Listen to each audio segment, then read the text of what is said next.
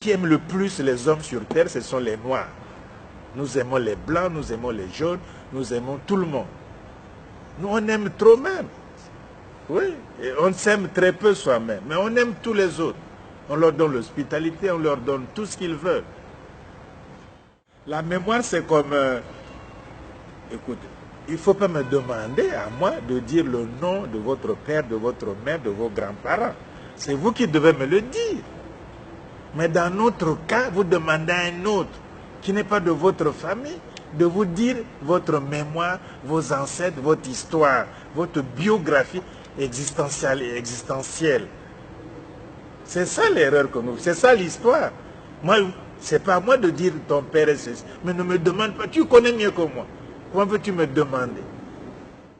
Donc, il faut que les Africains récupèrent... Mais Marcus Garvey l'a dit. Il ne croit pas qu'un seul blanc puisse écrire l'histoire des Noirs avec quelques sympathies. Même la simple sympathie. Ils ne pourront pas. Mais pourquoi vous lisez le jour, mais il faut faire cette révolution, ne plus acheter leurs bouquins d'histoire sur nous. Parce que c'est nous qui achetons. Les Blancs eux-mêmes n'achètent pas ces livres. Tu as cru que les Blancs vont acheter des livres sur Joséphine Baker pour faire quoi? Dans leur bibliothèque, ils achètent autre chose. Ils n'achètent pas vos histoires-là. Sauf quelques africanistes. Mais le gros des Blancs ne vit pas dans cette littérature. C'est quelques gens qui servent de pions. C'est tout. Donc au fond, il faut que les Noirs ne demandent pas à un autre, dis-moi qui était mon ancêtre. Essaie de le trouver toi-même avec tes erreurs. Les Chinois ne demandent pas aux Japonais de dire l'histoire de la Chine. Les Indiens ne demandent pas aux Pakistanais de leur dire leur histoire, encore qu'ils soient en conflit. Les Français ne demandent pas aux Allemands d'écrire des livres d'histoire de la France pour les enseigner à l'école française. Les Allemands ne demandent pas aux savants français d'écrire l'histoire de l'Allemagne. Les Anglais n'attendent pas les savants hollandais ou les savants belges ou les savants français d'écrire la littérature anglaise et de l'enseigner à l'école en Angleterre. Hein? Et pourtant on enseigne ça en France. Et pourtant il y a des professeurs qui ont les doctorats dans la littérature anglaise.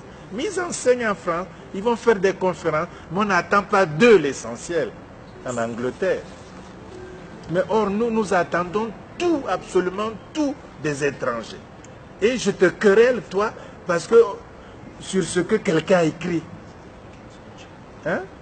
Je te querelle, j'ai dit oui, mais tu as lu, Dupont a écrit ceci. Hein? Oui, tu as dit oui, la Vallée aussi a écrit ceci. Et nous querellons à cause de deux écrits par des étrangers sur notre histoire à nous deux. Alors que tu as la même formation exactement, sinon plus. En plus de cela, tu as la sympathie. Mais enfin, mais comment peut être aussi enfant? Et puis, que les autres là, de toute façon, il ne faut pas être impressionné. Il faut cesser d'être, même si on lit les livres, hein, même bon, coupons la poire en deux, lisons leurs bouquins, tout sur l'Afrique, d'accord. Mais il ne faut pas être impressionné. Tout est faux dedans, d'un bout à l'autre. Il n'y a aucune seule vérité dans aucun livre d'aucun africaniste. Aucun. Donc, les livres là, bon, je ne veux pas les nommer, vous les connaissez, mais lisez parce qu'ils sont au programme, achetez parce que c'est l'environnement, mais je vous garantis qu'il n'y a aucune parcelle de vérité dedans. Tous les livres africanistes écrits par des africanistes français, italiens, portugais, espagnols, anglais, c'est faux d'un bout à l'autre. C'est du mensonge. Ce sont des crétois, c'est-à-dire des menteurs qui savent qu'ils mentent, mais ils mentent quand même. C'est ça un crétois. Ils sont tous crétois. Ils mentent. C'était moi quelqu'un qui dit que, voilà, mais sur l'Égypte, le cas est bien précis. Sur l'Égypte ancienne, l'Égypte pharaonique, qui était africaine et nègre. Cette Égypte n'est même pas en Afrique. Elle est méditerranéenne, elle est au Proche-Orient. C'est des choses qui valent même pas un sou. Et qu'ils étaient bruns, les femmes étaient jaunes, et les autres étaient en rouge, et que n'importe quoi.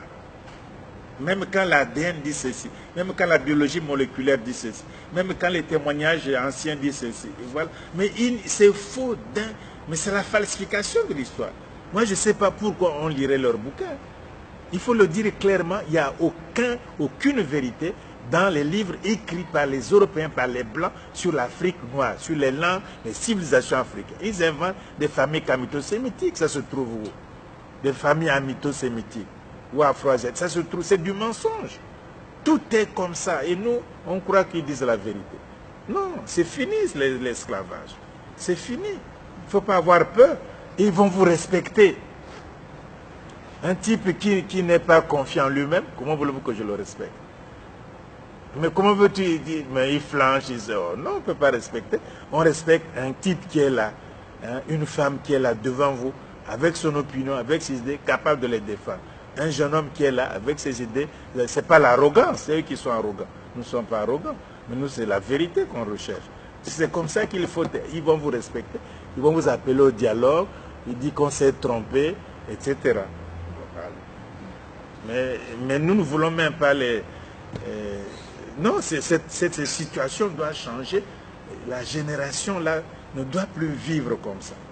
Il faut que la génération actuelle change ça.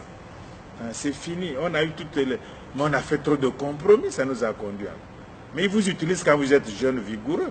Une fois que vous êtes vieux, ils vous abandonnent. Parlons clairement et simplement. Vous voyez le cas de Senghor, non? Senghor a tout donné à la France. Il a donné l'Europe à la France, c'est l'aliénation. Mais quand il est mort, c'est encore les Africains qui ont célébré Senghor. Les autres, non. Les autres, non, ils n'ont pas fait cas de Senghor, qui était un génie en poésie. Et qui était dans leurs institutions les plus prestigieuses. Et on ne lui a pas fait cas de Senghor. Alors, à quoi bon de faire des compromis dans ce cas? À quoi bon de leur plaire? Ils ne vous le rendront jamais. Il faut être soi, comme ça, on discute d'égalité à égalité.